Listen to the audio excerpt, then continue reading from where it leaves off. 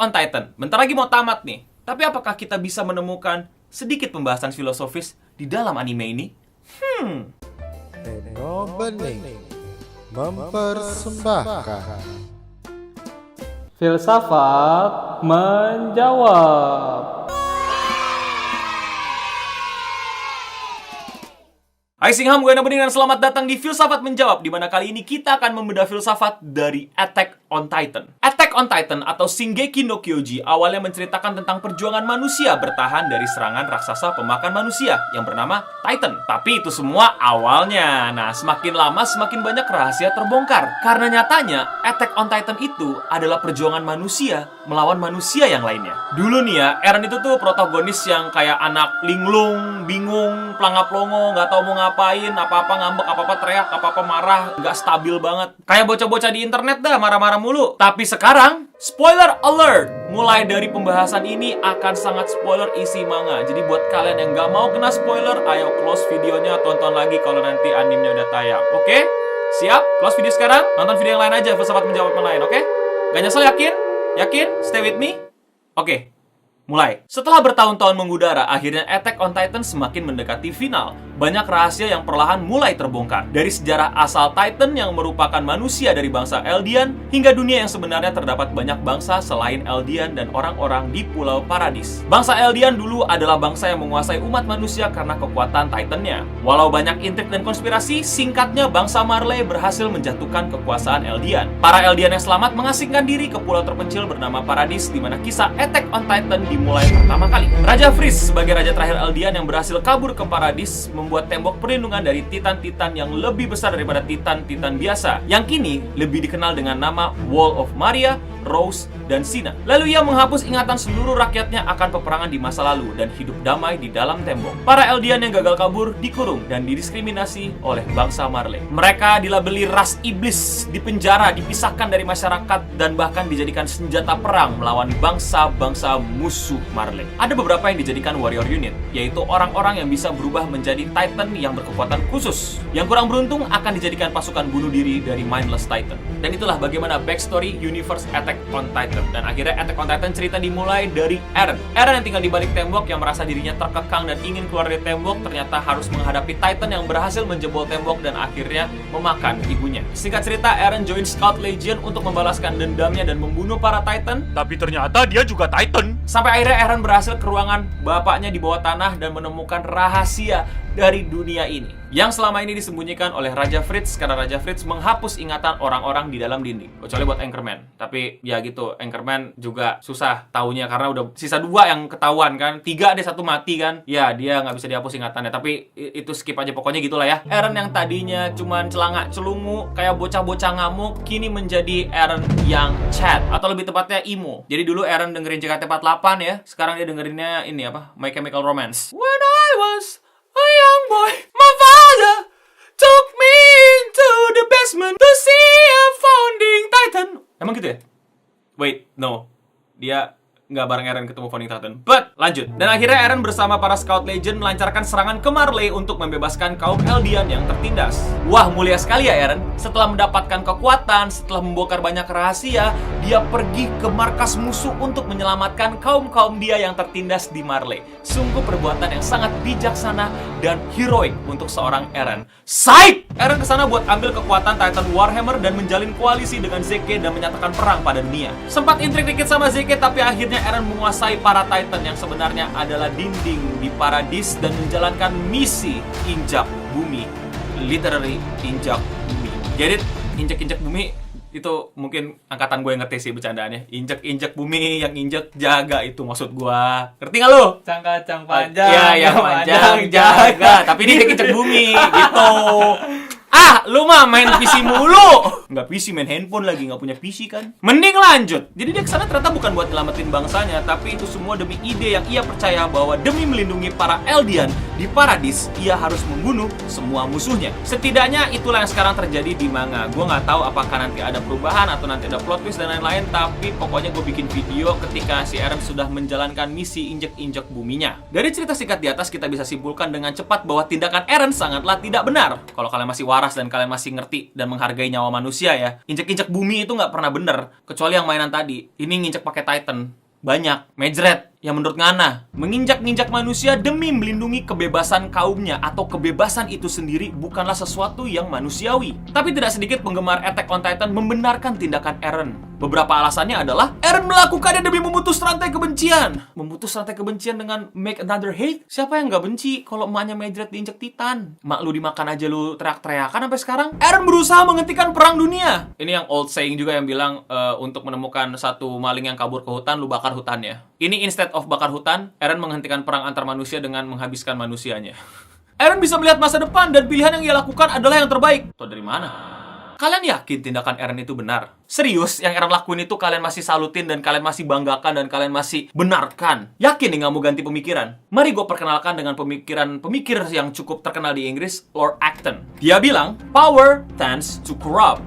Absolute powers corrupts absolutely. Kalau dalam bahasa Indonesia gini nih, gue juga minta bantuan orang untuk menerjemahin. Kekuatan cenderung merusak. Kekuatan yang mutlak merusak secara mutlak. Maksudnya gimana sih, No? Mari gue jelaskan. Sederhananya, Lord Acton mau bilang kayak begini. Orang yang punya kekuatan atau kekuasaan sangat cenderung untuk corrupt, untuk rusak. Jadi semakin dia posisinya tinggi, semakin dia powerful, semakin dia bisa punya posisi-posisi penting, maka dia akan semakin cenderung dan semakin mudah dan semakin besar godaannya untuk jadi rusak, untuk korupsi, untuk abuse kekuatannya, untuk berbuat seenaknya, atau melakukan hal-hal yang tidak terpuji lainnya. Dan ketika kekuatannya makin besar, makin luas, makin lebar, dan tidak ada tandingannya, tidak ada yang menandingi, tidak ada yang mengawasi, tidak ada yang menjaga, sehingga dia menjadi absolut kekuatan satu-satunya, dan orang yang bisa bertindak seenaknya, maka dia absolutely corrupt, alias udah pasti fix banget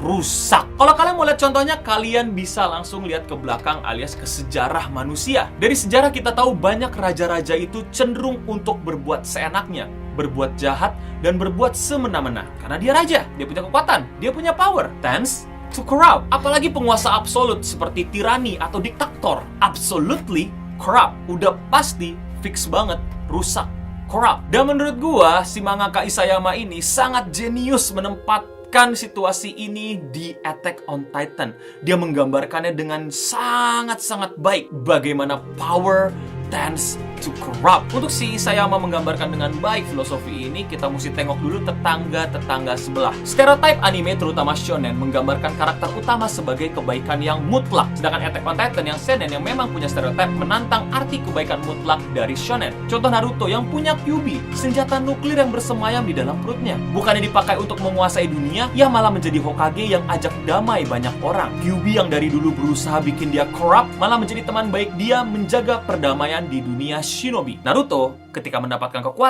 kekuasaan, dia tidak corrupt. Dia baik, dia jadi you know lah gimana dia jadi Hokage kan? Sebisa mungkin menjaga perdamaian, dan Kyuubi-nya dipakai buat nggak tahu, buat main sama Hinata doang. Kalau nggak ngapa-ngapain ya tidur. Sampai akhirnya di Boruto mesti ada musuh baru yang membuat Naruto mesti keluarin Kyuubi. Di Attack on Titan ada Eren yang tadinya hanya penduduk biasa yang akhirnya mendapatkan kekuatan Titan. Perlahan tapi pasti ia menguasai kekuatan Titan-nya dan bakal mendapatkan banyak kekuatan baru seperti mengkontrol Titan, mengeraskan diri, dan Warhammer Titan. Dan kini ia mengendalikan ratusan Titan raksasa dan digunakan untuk menginjak-injak manusia. Kalian ingat nggak? Dulu banget di season 1, Eren dengan penuh semangat dan penuh ambisi bersumpah untuk menyelamatkan umat manusia dan membunuh seluruh Titan di bumi ini, di bumi Attack on Titan. Tapi di season final, Eren bersumpah untuk membunuh seluruh manusia di muka bumi, kecuali yang di Paradis. Nggak tahu kalau nanti ceritanya tiba-tiba dia jadi mau bunuhin orang-orang siapapun itu. Tapi kalian ngerti lah poin gue. Eren corrupt. Semakin ia mendapatkan kekuatan, semakin ia terkorupsi. Dan ini yang menurut gue jeniusnya si Hajime Isayama. Dia membuat kalian para penonton kurang sadar, terkecoh. Dia nggak mau ngejelasin power tends to corrupt ini pakai contoh-contoh yang terlalu jelas. Ya contohnya kalau contoh biasa ya gampang terlihat dan gampang terbaca gitu. Misalnya monarki terdahulu sebelum terjadinya kudeta di dalam Wall, di mana para petinggi dan raja yang bohongan itu menikmati kekuasaan tanpa peduli rakyatnya mau gimana atau gimana sumber dayanya habis buat makan. Ya bodo amat, yang penting orang dalam aman. Bodo amat, yang penting mereka yang selamat. Itu contoh yang obvious banget, contoh yang ya udah udah tahu juga. Dari mata kasar seorang bocah pun ngerti kalau itu adalah hal yang jahat. Isayama tidak pakai karakter yang jelas-jelas jahat, melainkan ia menggunakan Eren untuk corrupt. Dari yang powerless dan innocent jadi powerful dan super corrupt. Dan tidak sedikit dari kalian yang malah berempati dan setuju sama filosofi Eren. Walaupun jelas-jelas filosofinya fuck up banget, membunuh banyak manusia demi kebebasan kaumnya atau kebebasan itu sendiri. Sejak kapan genosida jadi jawaban terbaik dari tiap masalah? Tidak sedikit juga yang membela Eren dengan katanya Eren bisa melihat masa depan sehingga Eren sudah pasti memilih pilihan yang terbaik yang ia punya. Loh, bagaimana kita bisa yakin kalau penilaian Eren itu cukup bijak dan benar? Apa jaminannya bahwa masa depan yang ia pilih adalah masa depan yang terbaik yang ia bisa berikan untuk kita semua? Gak ada. Buktinya sekarang, dia bunuhin banyak orang. Orang-orang yang bahkan gak turut andil dalam menindas Eldian, satu-satu mati diinjek Titan. Satu-satunya jaminan adalah power tends to corrupt. Manusia dengan kuasa cenderung rusak. Bagaimana? Kalian setuju nggak dengan yang gue omongin?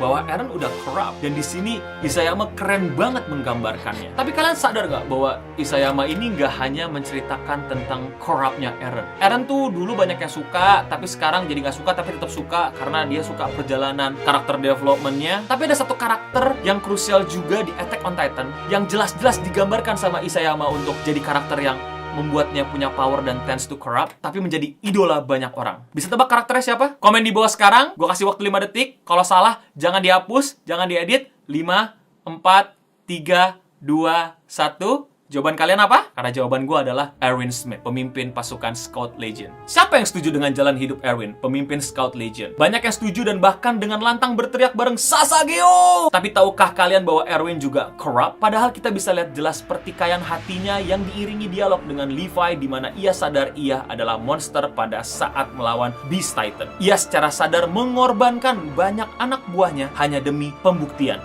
Demi egonya, bukan demi kemanusiaan. Dan di akhir hayatnya, dia memimpin pasukannya untuk mati bersama dia demi egonya. Namun yang pasukan Scout Legion tahu adalah mereka berjuang demi manusia, bukan demi ego komandannya, Erwin Smith. Kalau kalian masih pengen belain Erwin, gak apa-apa. Tapi gue cuma pengen kasih tahu, bahkan mangakanya memberikan gambaran di mana ia sedang berdiri di atas tumpukan mayat-mayat pasukannya, yang menggambarkan bagaimana selama ini ia menggunakan powernya untuk memuaskan egonya. Apakah kalian masih mengidolakan Erwin Smith atau Eren Yeager? Atau akhirnya kalian sadar bahwa selama ini kalian dibutakan oleh kefanatikan untuk terus mengikuti komandan kalian Erwin Smith dan jagoan kalian Eren Yeager? Tapi apapun jawaban kalian, berikan tepuk tangan yang meriah buat Isayama yang secara brilian membuat manga yang keren ini, yang bisa dibahas secara filosofi ini dengan keren, menggambarkan situasi yang bahkan kalian bisa terkecoh. Kalian para penonton pun bahkan ikut terjun ke dalam lubang yang corrupt itu.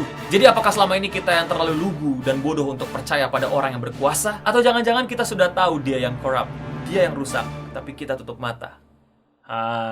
And that's, ladies and gentlemen, a slice of philosophy from Attack on Titan. Gimana para pendapat kalian, penggemar dan penonton Attack on Titan? Apakah kalian punya opini lain? Atau kalian setuju? Atau kalian tidak setuju? Atau kalian punya contoh lain? Atau kalian punya pembahasan karakter lain? Komen di bawah panjang lebar. Dan kalian juga boleh nanggepin komentar-komentar orang yang udah komen, agar terjadi diskusi seru untuk saling mengomentari satu sama lain di channel ini. Ingat ya, power tends to corrupt.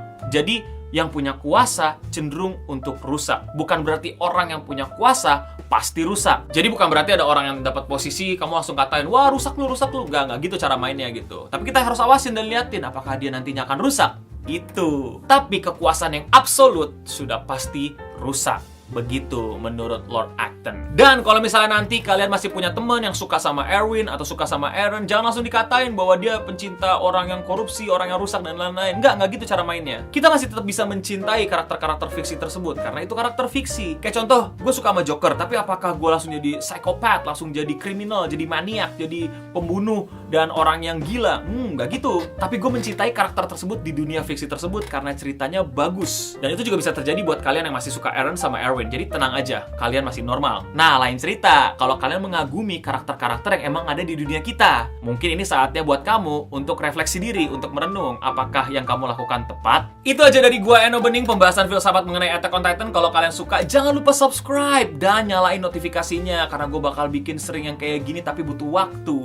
Jangan lupa di like dan share ke teman-teman kalian yang nonton Attack on Titan, atau para wibu, atau orang yang suka nonton anime, atau ke jodoh kalian, atau ke gebetan kalian yang juga suka nontonin Attack Attack on Titan. Kenapa ya Attack on Titan digemari banyak cewek, wibu cewek? Komen di bawah kalau kalian tahu. Jangan lupa follow gue di sosial media dan ikutin live streaming gue, karena sebelum bikin kayak gini, gue bahkan diskusi dulu sama kalian secara live biar bisa dapat feedback langsung, ngobrol langsung, atau mungkin gue ada salah, jadi bisa dikoreksi segera. Jadi ayo ikutan. Menurut gue ini baru sebagian dari banyak hal yang bisa gue bahas mengenai Attack on Titan. Jadi expect more episode about Attack on Titan philosophy from me and Opening. Atau kalian punya saran atau ide bahas filosofi dari anime mana lagi atau dari film mana lagi, jangan ragu untuk komen di bawah panjang lebar dan secara lengkap ya. Jadi gue bisa baca-baca dulu ini anime tentang apa, terus yang kalian maksud filosofinya siapa. Atau kalian punya rekomendasi anime lain untuk gue bahas secara filosofi, komen langsung di bawah. Gue tunggu komen-komen kalian, silakan kritik gue, silakan diskusi di bawah, atau kalian mau mendiskusikan kira-kira gimana ending dari Attack on Titan. Pokoknya ramaikan komentar di bawah. Dan untuk kita semua Singham, stay clean and sound. Kalian sadar gak sih kalau stay clean itu referensi dari mana?